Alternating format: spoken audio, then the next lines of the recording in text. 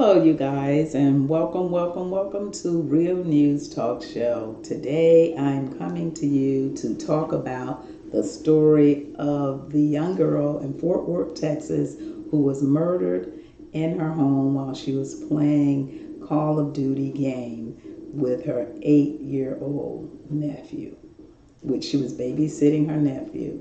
Wow. Today, I just wanted to talk about how finally the police department did step up to the plate, and I applaud the mayor of Fort Worth, Texas. As she said, she's a mother, a grandmother. She, as an aunt, she have love in her heart for mankind, and that was absolutely a no-no.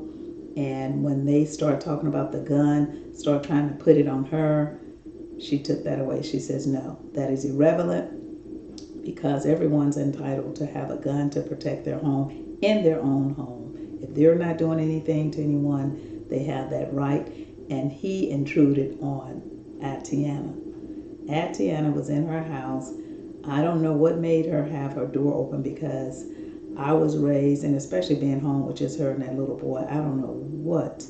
I am so sorry she made that mistake of opening her door that time of the morning, unless she felt that was just such a safe environment. But even still, in this day and time, so many bad things are happening. I would never have my door open, possibly a window with a screen if I'm in that room. But it doesn't matter, even if she would have had a window open. That cop there, the same cop that killed her, probably would have shot her through the window being open, because he shot her through a window that was closed. You see what I'm saying? So the thing of it is the mayor and the chief of police, they stepped up to the plate. Many people said they stepped up too late, because the guy, they finally came out with his name, because the chief of police said he is not protected by the police at all because he resigned. So that tells you that something was wrong with that individual, because he couldn't even stand up and proceed with investigations and talk to the police about he's not cooperating with the investigation, which is what the chief said.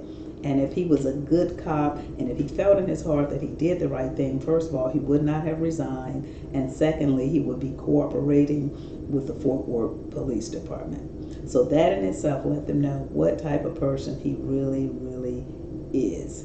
Another thing, when they did his screening in the beginning, when he applied for the job, he probably didn't get proper screening.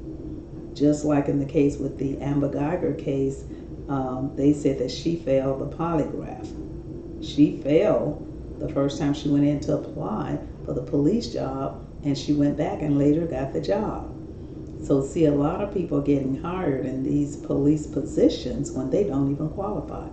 You never know what's going on in the back of someone's mind, if they indeed had thoughts of shooting or killing someone, or you just never know. So these people have to be screened triple time. And I think they're going to reform their program where their hiring system, where they can have assistance with someone else coming in helping them screen these people or get that together. But again, back to the 28-year-old girl, she was at home, in her own home, you guys. What hurt me the most is that the 8-year-old kid saw that.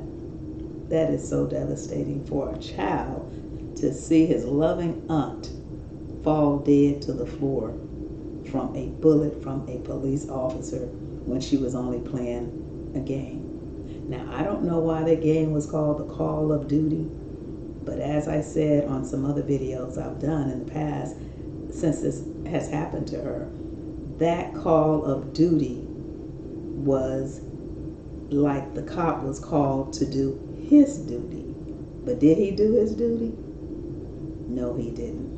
No, he did not do what he was supposed to do, because if he did, Atatiana Jefferson would be living today. But he said, hold your hands up, pow.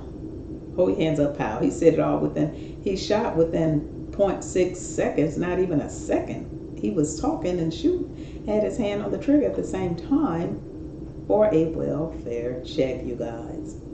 So now my thing is, the reason I did this video today was because My thing is now, let's see what's going to happen, because a person can get charged all they want to, but let's see what kind of time he's going to get. And he deserves much more time than Amber Geiger, because Amber Geiger, they didn't have the cameras to prove who opened the door, who didn't. Did she know what she was doing? Did she not? Even though they had all these other things that she did wrong, even in the police department, and she only got charged 10 years. But this is a total different, harsher punishment that this young man, Dean Aaron, should receive for prowling around the backyard. Can you imagine somebody prowling around in your backyard with flashlights, and all you're trying to do is see who it is? And you get shot, and you're in your own home trying to see who's in your backyard. They have no business intruding in your backyard. That's why you have a front door. He did not knock on the door. And I don't know if the other person that was with him could have stopped him or not. You know, because it seems to me if there was someone more experienced, because this was a rookie. He was only on the force since April of last year. My thing is that whoever was with him, first of all, they should have pulled up to acknowledge themselves as being the police right in front of the house. And whoever that other person is should have told him, oh no, we have to do this the way we're trained. We got to pull up, we got to knock on the door and let it be known who we are.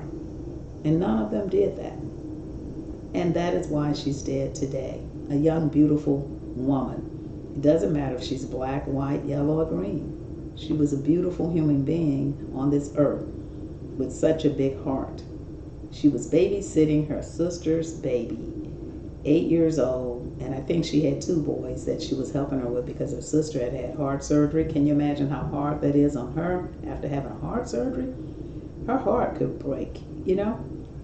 Then again, her mom is in the hospital, and that lady could, anything could happen, because I just couldn't imagine being ill and someone tells me that my child is dead. Ooh, I don't know how I could take that. Because even I lost a brother, and my mom was bedridden and she had a stroke. And the doctors told us not to tell her. Not to tell her, because even though she had a stroke, she still knows and have that feeling for her child. And the reason I know, because when we were all around her, I'm the 7th sibling, we were all standing around my mom, around her bed, and she just kept looking around like somebody's missing. Even though she couldn't talk anymore, but it was that feeling, and I saw it and I felt it, and I was like, oh my gosh, she knows he's dead. But they didn't want us to verbally tell her to throw her body in shock that her child is dead in her condition. So I hope Atatiana's mother pulls through this, but 9 times out of 10, I hate to say it, a lot of people just never get over it. Never get over it. And her brother, who's in the military, have served this country, he was just broken down about it. It's just so sad. It's so sad to hire someone to do a job and they go around and kill people. They're worse than the people out here on the streets. It's sad, you guys. So with that, I just wanted to say they did arrest him. That was the last I heard. And I'll be coming back with more when I hear more update. But that really, really was nice of the mayor and the police chief. And a lot of people say, yeah, they did it because they were under pressure. And I said, whether they were under pressure or not, they actually did it. And I think from looking at the mayor, she was sincere in what she was saying about it. I really felt her spirit. I felt that she was really, really sincere about that cop killing that young girl like that. It doesn't matter about her being black. It matters about him not doing what he was going to do, because the police chief said had he not resigned, he was going to get fired anyway. And he knew that. He knew he was wrong for what he did. He knew he was wrong for what he did. The reason he knew, because he resigned, he didn't even want to probably face them. He didn't want to face them. He knew he was wrong for killing that girl, so he decided to resign. So that really helped Fort Worth not go into a riot or anything like that, because I'm telling you, it was going to be something else. it was going to be something else, and it still will be if this man does not get the sentence this time that he deserved. Because they're watching from the Amber Geiger, from the judge hugging her and this and that. Everybody's watching that. And so everyone's waiting on pins and needles to see if justice will be served for this guy that killed that young girl in front of that little boy. So I understand the little boy is going to therapy, but that is something he has to live with for the rest of his life. Can you imagine being 8 years old and you have to live with something like that the rest of your life? A scar such as that was placed on you when you was only merely having fun with your auntie, and that scar is placed on you for the rest of your life. I don't understand it. Please click like, share, and subscribe, and I'll be coming back with more commentary with real news talk. This is the Real News Talk Show, you guys. Click that like, share, and subscribe button, and I'll be coming back. Thank you for tuning in. Bye.